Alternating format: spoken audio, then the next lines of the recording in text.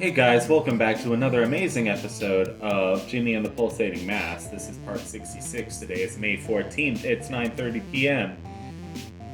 And you're probably thinking, what are we doing back here in Dragon Castle? Well, if you'll remember, the vampire form can go through mirrors, but it's too dark in here. However, earlier in the dungeon, you have to get the gas running. The gas goes to this gas lamp. And this is one of the few times where the jack-o'-lantern form actually is useful with its fire ability. And now we're in the mirror version of the castle. This can be accessed after we have the jack-o'-lantern and the vampire form. And we have a bit of a surprise waiting for us. We obviously, we don't want to do this. It's like, we want to wait a few levels after... Yeah, you can't leave. We want to wait a few levels after we actually do the normal dragon fight, but since we're basically at the end of the game, we're a little bit over-leveled for this. Oh, I got this weird pain running into my foot right now, but that's fine. We're just checking.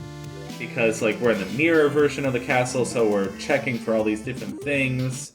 And there's some new treasures in here. Like I said, I don't love this, section of the game. I think it's kind of unmemorable.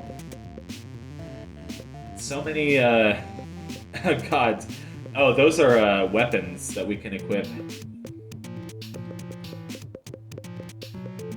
Yeah, they all have different stats. Oh, and these are the trinkets. Dragon Fang raises attack by a lot, even though it lowers some other things. Man, why do my sinuses have to be uncooperative whenever I want to record a video? Because now every time I talk, I feel like stuff in the back of my nose. Anyway, here's a weird, like, floating book. Oh, this is interesting. I've never made Andrew British, so he's not going to be British, sorry. What does it say? Oh, I don't know. It's written in a very strange language, but it's levitating, and I've never seen a book do that before. I was thinking of practical applications for this phenomenon, so I love how Andrew straight up admits that he doesn't understand the book. But it's an overdue library book.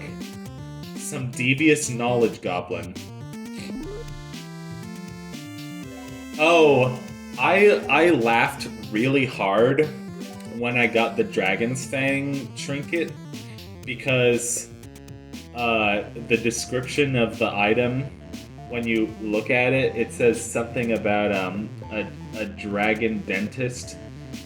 It's like these were probably removed by a dragon dentist. That made me laugh so hard. I wish I was recording live commentary for this shit, because that made me laugh very hard. Anyway. Is this something new also? Yep. Golden Cross. That's a thing. What does that do? We're going to Lars for whatever reason. Golden Cross. 20% chance to reflect magic, but it lowers your defense. So... whatever.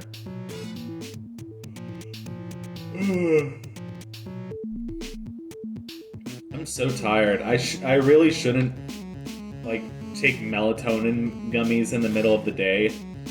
But, like, they're strawberry flavored.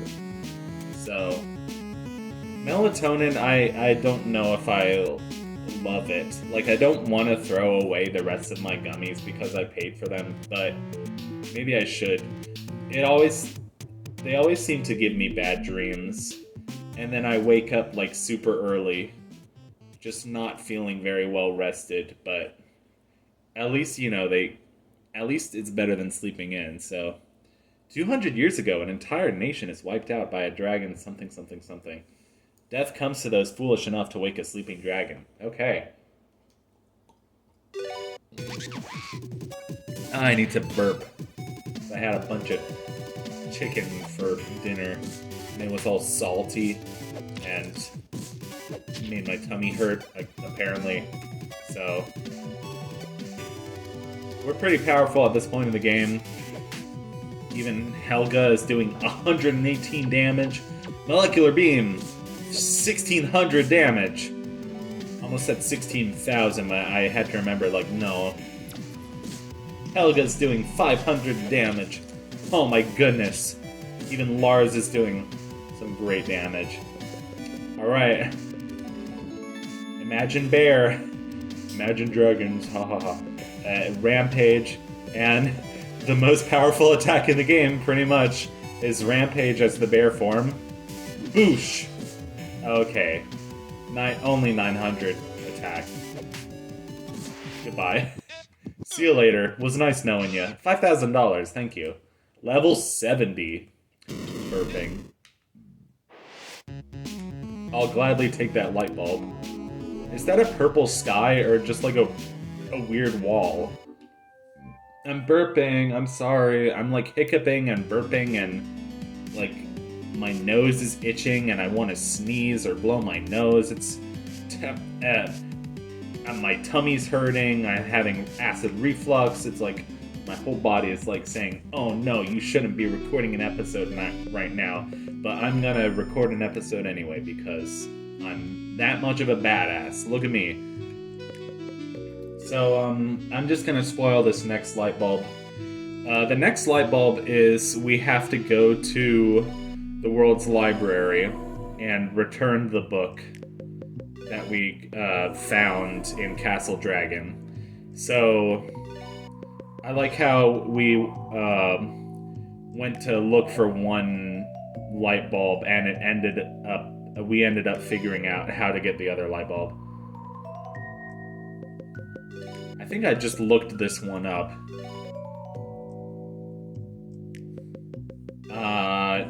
Do I need to edit this footage?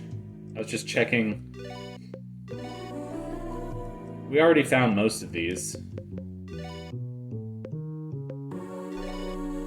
Okay, yeah, we need to do the one for Tetsuya Kawaii also. But instead of paying him to do it, are we gonna pay him? Where was the light bulb in Iron Flamingo? I don't even remember. So yeah, not actually paying him yet, just checking which ones we need to do.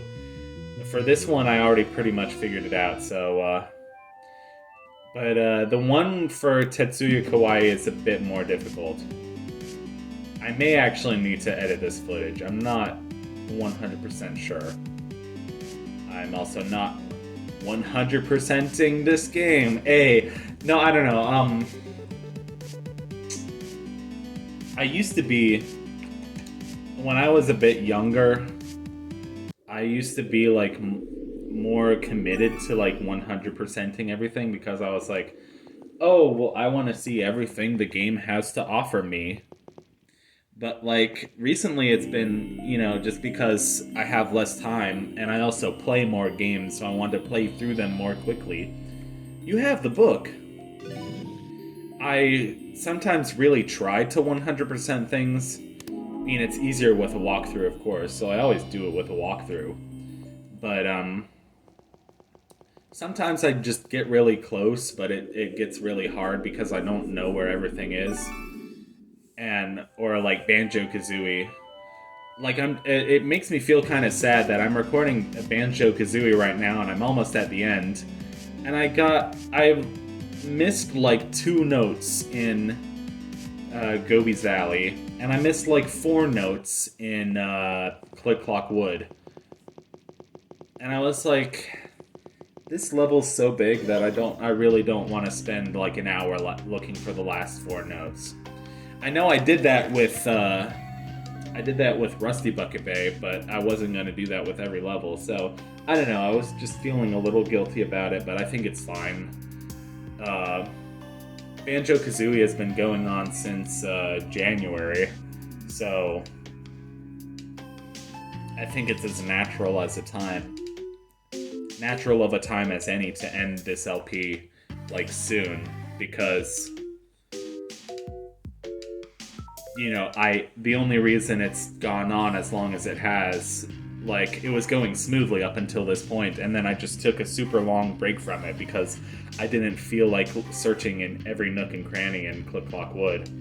So yeah, I guess I had something to talk about, so I forgot to edit the footage. So this is just me kind of standing around, vibing to this incredible music while I think I was looking on the wiki for information on how to do this particular thing. I was also learning a bit more because I don't think I ever really explored this place fully. And there's like the Yang siblings, which also includes a sister. It's like the Bronte siblings, how there were 3 girls, except there were actually 5 girls because 2 of them died, and then as children. And of course, all of them died, but you know what I mean. And then there was a brother, so it's like the three main Bronte sisters and the brother. Anyway, I enjoy the Bronte history if it wasn't apparent from that little side tangent. Good old Charlotte, Emily, and Anne, and their brother Branwell. Branwell and Emily lived to be 30, I think. Anne lived to be 29. And Charlotte lived to be 40. And then, of course, there were the other 2 who died as children. The 2 eldest siblings. Here's a machine that's like running and chugging and doing something. I'm not sure what the significance of this is. If you punch it as Punch Tanaka, it goes out, like the power goes out or whatever, or it stops working. I have no idea, and also I like how that's the only time that Punch's punch ability is ever used in the game. And I have no idea what the fuck it's for, so anyway. Here's a quick way of getting between floors, and sometime accessing a hidden area, but oftentimes not the case. Here's I call these things pupa. I don't know what they actually are. They're like little beans with eyes. So you have to get them all to like merge together. And by doing that, you want, in order to do that, you have to scare them. And then they will go to like the main tank. And then from the main tanks, you can forge them a new asshole. I mean, you have to rip your opponent a new asshole in their mind. No, in their consciousness, whatever he says. Then they will be truly open, all whole, no ass. I don't know why I'm quoting a Xavier Renegade Angel. Frittata. Yeah, what was that show? He just said frittata a bunch. Oh, there's 3 of them, not 4. Yes, begin convergence. That's cool. Each of those creatures was 1/3 of a light bulb. Good. In other news, I've been playing a little bit of Sea of Stars, but I think I already mentioned that in the last episode. I mentioned that I was just past the part with the fight with the catalyst. Maybe I'll play it a little bit after recording this episode. I was just past the part with the fight with the catalyst, and then you go back to Clockwork Castle, and there's some story stuff that happens there. I built the inn at Mirth. I know there's a bunch of like stuff that you can build at Mirth, but I haven't found the necessary plans. I guess it would be, I'm getting closer and closer to the end of that game. I don't know how close I am, but it'd be as good a time as any to look for like the hidden secrets in that game. Like there's here's the girl Yang. Night Stroll. That's a pretty fitting name for this piece of music. Hello, I am one of the Yang siblings, the one who is a girl. I figured. I didn't get a say in my nickname. My brothers chose it for me. You don't get to pick your family, so you got to deal with these kinds of things. I'd much rather be called Smart Yang. I've been working on something top secret. I even have level 4 clearance. Drinking water. So, the only reason I know this is because of the walkthrough. She lies, and then you have to goon her. And then she gives you a new passcode. These passcodes are, like, you can't use them. And that's not because I'm trying to gatekeep them. I said gatekeep. What a cool buzzword. No, it's because they are randomly generated. Randomly generated every time you play the game, so. Is this it? Hey, it worked. Lunar Serene. Well, only Hitomi can use that, so... I think... Do we get Hitomi back in the post-game? Maybe. Possibly. Also, we need a code for this, but I don't remember what the other codes are. And then I don't think I remembered where this even was. It was by the Hello Kitties. That should be pretty fucking easy to remember. Already got this. But I don't remember where to find all the Yangs. So I don't know how to get all the codes. So, yeah. I have not watched any anime besides my ex and I, we started watching One Piece. I remember before that, I remember sometime in college it being shown that show called Uran High School or Uran Host Uran High School Host Club. That was a fun one. And then I remember watching some of One Punch Man with my church group. I've also watched like the first 10 or so episodes of Avatar: The Last Airbender. I know that doesn't count as an anime, but it's heavily influenced by Asian culture, so yeah. But I've never been like obsessed with Asian culture or anything like that. I've never watched, so I've never really gotten into anime a lot. Oh, was I gonna try his code? I don't even know. Or was I gonna try his code? 29495. That's almost my birthday. My birthday is 2/23/99. Should I have said that? Are people gonna use it for nefarious purposes? You better not. So I better redact that part of it. I'm just kidding. I'm not gonna redact it. I don't really... Yeah.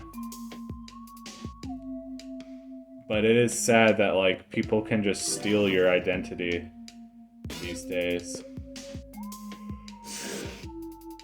Hey, man, how's it going?